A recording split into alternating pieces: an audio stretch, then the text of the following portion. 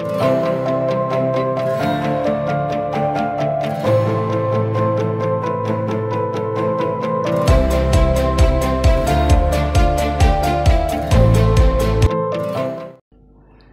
दोस्तों, मेरा नाम खिज़र है और मैं आपके लिए लाया हूं एक नई इन्फॉर्मेटिव वीडियो। इस वीडियो से पहले दो इसी की कंटिन्यूशन में जो लास्ट वीडियो दो अपलोड की थी। पहली वीडियो ये थी कि इंसान अकल की बुनियाद पर खालिक तक कैसे पहुँचे, और दूसरी उसकी कंटिन्यूशन में एक वीडियो बनाई गई थी कि इंसान चाहे वो किसी भी मज़हब से ताल्लुक़ रखता है, चाहे वो हिंदू है, ईसाई है, यहूदी है, मुसलमान है, एथिस्ट है, व्हाटएवर कोई भी है तो बेसिकली इंसान। तो हमने डिस्कस ये किया था कि उसके ज़हन में जो सवालात हैं, मसलन मैं कौन हूँ, मैं कहाँ से आया हूँ, मैंने कहाँ जाना है, इस कायनात का मेरे साथ क्या ताल्लुक़ है, मुझे पैदा किसने किया, क्या मैं मर जाऊँगा जब तो मैं इस दुनिया से चला जाऊँगा, इस दुनिया में नहीं रहूँगा तो मैं कहाँ जाऊँगा। तो इन पर हमारी डिटेल डिस्कशन इसकी लास्ट वीडियो में हो चुकी है। तो ये तो हमने डिस्कस कर लिया कि इस दुनिया को पैदा करने वाला कोई खालिक है और हम उसके वजूद का तयन नहीं कर सकते, लेकिन ये हमारी अकल जो है हम इस बात तक पहुँचा देती है कि इस दुनिया को बनाने वाला कोई खालिक ज़रूर है। वो समीउल बसीर है, वो कैसे सुनता है, वो कैसे देखता है, उसे ऊँग नहीं आती, वो कैसे सोचता है, इस बात का तयन हमारी अकल नहीं कर सकती। क्योंकि उसकी वजह ये है कि हमारी अकल के अंदर ये चीज़ बिल्ट इन नहीं है, या प्रीवियस इन्फॉर्मेशन के अंदर ये चीज़ मौजूद नहीं है कि हम खुदा के वजूद का तयन कर सकें। हाँ, इंडिकेशन ज़रूर मिलते हैं, क्योंकि अकल हमें इन चीज़ों की इंडिकेशन देती है कि इस दुनिया को बनाने वाला कोई है। मतलब शहद की मक्खियों के ऊपर वही कर दी कि तुमने कैसे काम करना है, किस तरह तुमने इस फैक्ट्री को चलाना है जिससे तुम शहद पैदा करती हो। इसी तरह इंसान का वजूद है, उसका हार्ट कैसे काम करता है, वो एक फैक्ट्री की तरह काम करता है। इसी तरह पौधों के अंदर फल होते हैं और फलों के अंदर वो मीठा कैसे पहुंचा। इन सारी चीज़ों के ऊपर हमारी डिटेल डिस्कशन हो चुकी। तो उसके बाद हमारी डिस्कशन ये हुई थी, जो हमारे 4-5 सवाल थे कि मैं कौन हूँ, मैं कहाँ से, और मैंने कहाँ जाना है, और मेरे पैदा होने से पहले क्या होता है, मेरे मरने के बाद क्या होगा। तो इसके ऊपर हम डिस्कस कर चुके हैं। तो दोस्तों अब आगे चलते हैं, अब नेक्स्ट डिस्कशन स्टार्ट करते हैं। डिस्कशन ये है कि अगर इस दुनिया को बनाने वाला कोई खालिक है, उसने इंसान को पैदा किया है, उसने इंसान के अंदर जो बुनियादी तौर पर उसके अंदर जो अफकार रखे हैं, जैसे उसकी जबिल्लतें हैं जिनको हम इंस्टिंक्ट्स कहते हैं, और उसकी ऑर्गेनिक नीड्स हैं, इस पर हम इंशाल्लाह ताला इसके बाद एक और वीडियो करेंगे जिसके अंदर हम ये डिस्कस करेंगे कि इंसान की इंस्टिंक्ट्स और उसकी ऑर्गेनिक नीड्स क्या हैं। तो फ़िलहाल इसी टॉपिक पे रहते हुए हम इस बात को डिस्कस करने चलते हैं कि क्या जो रब है, जो गॉड है, जो क्रिएटर है, उसकी कम्युनिकेशन कैसे होगी अपने जो उसने प्रोडक्ट पैदा किया है इंसान, उस प्रोडक्ट के साथ उसकी कम्युनिकेशन कैसे होगी, और उस प्रोडक्ट को चलाने का। देखें, मैं आपको मिसाल दी थी एक मैंने कि एक फैक्ट्री है, इलेक्ट्रॉनिक फैक्ट्री है, कोई चीज़ लॉन्च करती है, कोई हमारे इस्तेमाल के लिए किसी चीज़ को लॉन्च करती है, तो उसके साथ एक बुकलेट देती है कि आपने इस चीज़ को कैसे चलाना है, किस तरह ये वर्क करेगी। सपोज़ कोई मोबाइल है, उसकी किताब साथ होती है। सपोज़ कोई आप टीवी लेते हैं, एलईडी लेते हैं, कोई इवन पंखा लेते हैं, कुछ भी लेते हैं इलेक्ट्रॉनिक्स, वो उसके साथ आपको इसको चलाने का, उसको ज़िंदा रहने का, उसको रखने का, वो किस तरह अपनी वर्किंग पोजीशन में रहेगी, उसके लिए इंस्ट्रक्शंस दर्ज होती हैं। तो जब हम ये कहते हैं कि खुदा ने, गॉड ने एक इंसान को पैदा किया, अब क्या हुआ कि इंसान उस गॉड की प्रोडक्ट है, ठीक हो गया। उस प्रोडक्ट को वर्किंग पोजीशन में रखने के लिए, मर गया तो अलग बात है, लेकिन जब तक वो ज़िंदा है, 30, 40, 50, 60 साल, 100 साल की ज़िंदगी के अंदर, उसको वर्किंग पोजीशन में रखने के लिए वो किन इंस्ट्रक्शंस को फॉलो करेगा, ताकि उसका जब इंटरेक्शन हो किसी और के साथ, दूसरे इंसानों के साथ, तो प्रॉब्लम्स ना हो।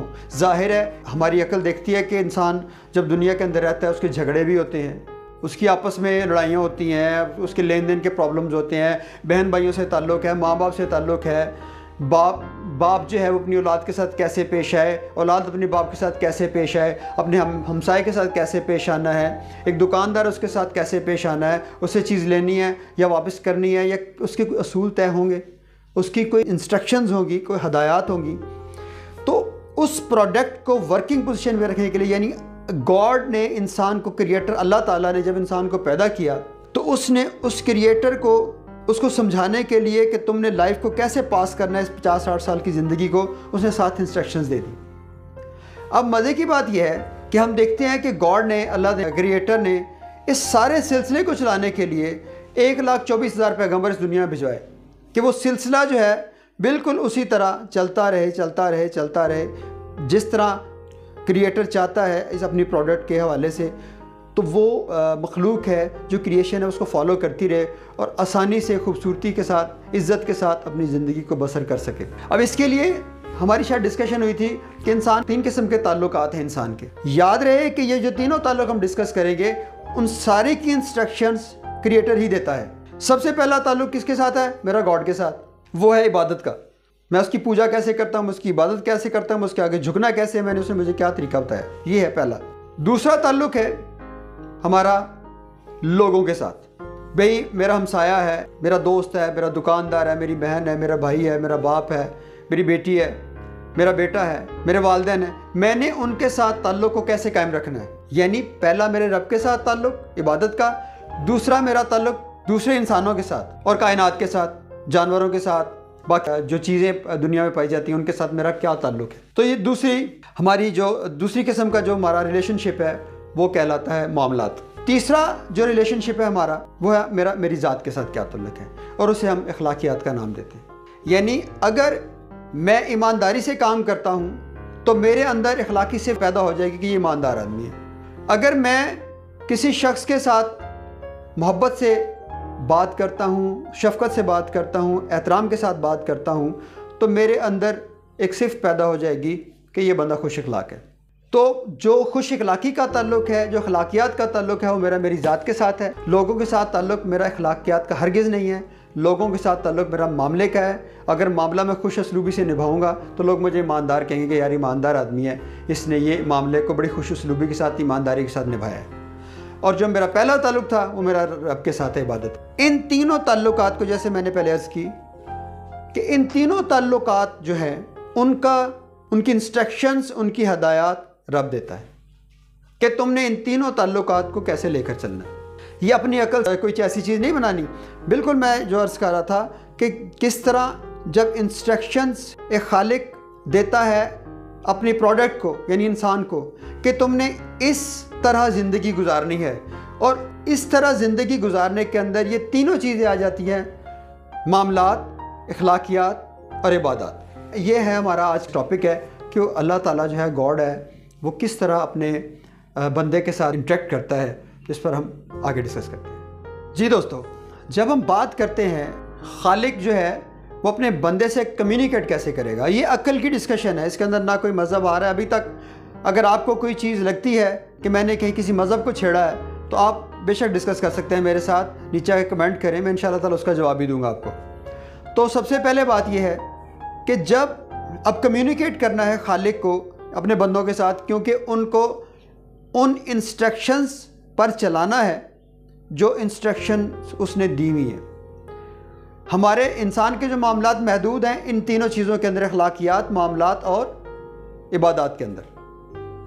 इनकी कैद में, इस दायरे के अंदर ही सारा कुछ करता है इंसान। चलिए अब डिस्कस करते हैं। गॉड जब कम्युनिकेट करता है इंसान को, तो उसको कम्युनिकेट करने के लिए एक बंदा चाहिए जो इंसानों में जाकर उन ऑर्डर्स को, उन अहकामात को, उन हदायत को, जो इंसान जिसके मुताबिक उसने ज़िंदगी परफॉर्म करनी है, वो उनको पास आउट कर सके। तो इस मकसद के लिए गॉड ने अपने नायब मुकर्रर किए, अल्लाह ने, क्रिएटर ने अपने नायब मुकर्रर किए, जिनको हम पैगंबर कहते हैं, जिनको हम नबी कहते हैं। इस मकसद को हल करने के लिए, इस मकसद को फुलफ़िल करने के लिए अल्लाह ताला ने, गॉड ने, क्रिएटर ने 1,24,000 पैगंबर भिजवाए दुनिया के अंदर, जिनके पास एक एंजल, एक फ़रिश्ता जिब्रील अल्लाह का पैगाम लेके आता और वो उसी तरह ही पैगाम को दूसरे इंसानों तक पहुंचा देते। भाई तुमने इस तरह रहना है, तुमने इस तरह खाना है, तुमने इस तरह पीना है, तुमने इस तरह इबादत करनी है, तुमने फ़लाँ चीज़ खानी है, तुम फ़लाँ चीज़ नहीं खा सकते,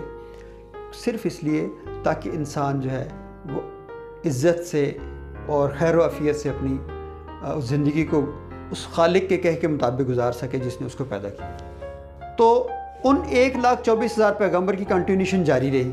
दोस्तों, अब दुनिया के अंदर इंसान आए, उन इंसानों को अल्लाह की तरफ से, गॉड की तरफ से, क्रिएटर की तरफ से इंस्ट्रक्शंस मिलती रहीं और वो इंसानों को देते रहे। बहुत ही मशहूर पैगंबर हज़रत आदम अलैहिस्सलाम, हज़रत सलेमान अलैहिस्सलाम, हज़रत इब्राहीम अलैहिस्सलाम, हज़रत दाऊद अलैहिस्सलाम, हज़रत मूसा अलैहिस्सलाम, हज़रत ईसा अलैहिस्सलाम, और ये सिलसिला चलता रहा।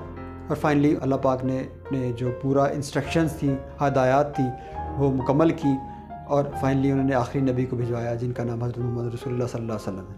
तो ये वो सिलसिला था अंबिया का, प्रॉफिट्स का, जो शुरू से चला।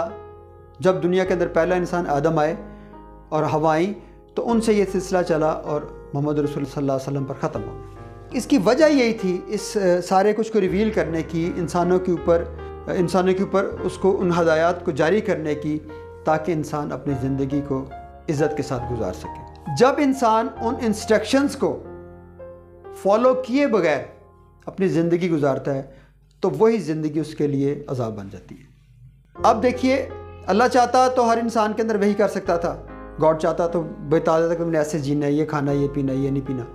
लेकिन एक प्रैक्टिस करके खाने वाली शख्सियत भी चाहिए थी कि जो एक्ट हैं उनको प्रैक्टिस करके दिखाए कि जी उसने कहा है कि आपने ये पीना है, ये खाना है, ये अमल से बाज रहना है, ये अमल नहीं करना, फ़लाँ औरत से बचना है, फ़लाँ मर्द से बचना है, फ़लाँ महरम है, फ़लाँ ना महरम है, जायदाद में बेटी का इतना हिस्सा होगा, बेटे का इतना हिस्सा होगा। इवन आपने नहाना कैसे है, गुस्ल कैसे करना है, आपने ख़ुद को पाक कैसे करना है, आपने इबादत कैसे करनी है, साय के साथ सलूक कैसे रखना है, आपने दूसरे इंसान को तंग नहीं करना, दूसरे इंसान का कत्ल नहीं करना, इबादत के अंदर आपने शिरक नहीं करना, मेरे अलावा किसी को रब नहीं बनाना। बेशुमार जो इंसान की ज़िंदगी को अहाता करती है, यानी हर इशू जो इंसान के लिए एक मसला है, एक प्रॉब्लम है, उसको गॉड क्रिएटर अल्लाह ताला हल करके बता देते हैं कि तुमने इसको इस तरह गुजारना है। सो जब तक तो तुम इस तरह गुजारते रहोगे तो तुम ठीक रहोगे, तुम्हें कोई परेशानी नहीं आएगी, तुम्हें कुछ मसला नहीं होगा। लेकिन जो ही तुम उसको अपनी अकल के मुताबिक गुजारने की कोशिश करोगे तो फिर प्रॉब्लम्स आनी शुरू हो जाएंगी। अब यहाँ पे एक सवाल पैदा होता है कि डिस्कस किया हमने गॉड को अकल के ज़रिए, और हम अपनी लाइफ को अकल के ज़रिए कैसे नहीं गुजार सकते। तो इसके ऊपर इंशाल्लाह हम इसके ऊपर डिस्कस करेंगे, एक वीडियो अलग से जो है वो आएगी, वो आप देखिएगा। उसके अंदर ये प्रॉब्लम भी हल करेंगे कि अकल के ज़रिए हम गॉड तक तो पहुँच रहे हैं, तो अकल के ज़रिए हम मतलब अपनी ज़िंदगी क्यों नहीं गुजार सकते। तो अगर अल्लाह ताला या गॉड या क्रिएटर या खुदा किसी फ़रिश्ते को इंसानों में भेज देता तो वो एक्ट करके, क्योंकि फ़रिश्ते खाते पीते नहीं है, वो सोते नहीं है, तो वो एक्ट करके दिखाते तो लोगों के पास ये जवाब होना था कि भी वो तो फ़रिश्ता, वो तो कर सकता है, ये अहकामात तो इंसानों के लिए। तो इंसान उसको एक्ट करके दिखाएगा तो लोग उसको फॉलो करेंगे। इस डिस्कशन का मकसद सिर्फ इतना था कि हमने जो प्रीवियस डिस्कशन की है, सबसे पहले हमने डिस्कशन की खुदा के वजूद की, खुदा है या नहीं है। दूसरी हमने डिस्कशन की दूसरे व्लॉग के अंदर कि क्या जो इंसान है उसके जो 4-5 सवाल हैं बेसिकली हर इंसान के, बियॉन्ड दिस के वो मुसलमान है या नहीं है, या हिंदू है या नहीं है, व्हाटएवर जो मर्ज़ी है वो इंसान है। तो उस इंसान के प्रॉब्लम्स को डिस्कस किया कि उसके बेसिक सवाल ये है, कहाँ हूँ मैं, कहाँ से आया हूँ, मैंने कहाँ जाना है, मेरे मरने के बाद क्या होगा, इन सब का ताल्लुक़ मेरे साथ क्या है। तो ये डिस्कस कर लिया। फिर हमने ये डिस्कस किया इस वीडियो के अंदर कि how God communicates with the human being, और अपनी इंस्ट्रक्शंस कैसे पास आउट करता है। तो उसके लिए मैंने अर्ज़ किया कि गॉड ने 1,24,000 पैगंबर भिजवाए ताकि वो इस दुनिया के अंदर लोगों को उसकी हदायत के मुताबिक ज़िंदगी गुजारने का तरीक़ाकार बताएं और एक्ट करके दिखाएं ताकि लोग उसको फॉलो करें। तो आज की हम वीडियोस पर हम अप करते हैं। इंशाल्लाह नेक्स्ट वीडियो इसकी कंटिन्यूशन के अंदर हम जारी करेंगे इंशाल्लाह ताला। अपने दोस्त, अपने होस्ट खिज़र इजाज़त दीजिए। मुलाकात होगी नेक्स्ट टाइम। गुड बाय, अल्लाह हाफ़िज़।